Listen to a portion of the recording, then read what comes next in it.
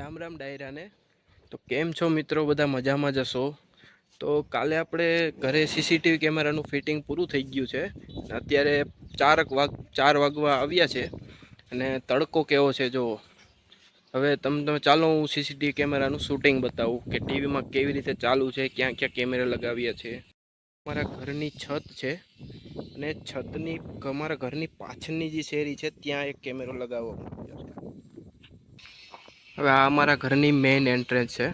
એક કેમેરો આ મેઇન એન્ટ્રન્સ પર લગાવ્યો છે અને 2 કેમેરા છે તે મેઇન શેરીમાં લગાવ્યો.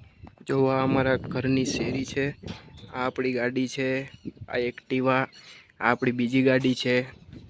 એક કેમેરો અહીંયા લગાવ્યો છે અને બીજો કેમેરો તમને બતાવું. બીજો કેમેરો આપણે અહીંયા લગાવ્યો છે.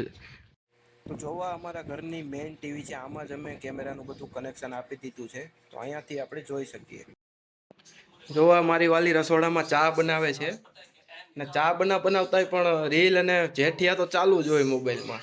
જમવા બેસે તો જેઠિયો ચાલુ હોય, ગમે તે કામ કરે જેઠિયો ને રીલ તો ચાલુ જ હોય મોબાઈલમાં. જો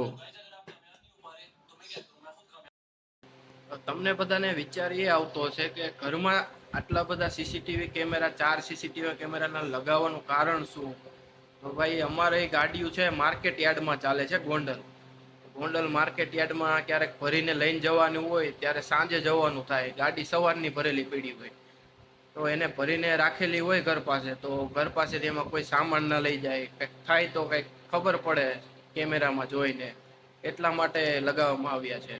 તો તમને આજ આપણા ઘરનો નાનો એવો બ્લોગ કેવો લાગ્યો તે કોમેન્ટ કરીને જરૂર કહેજો.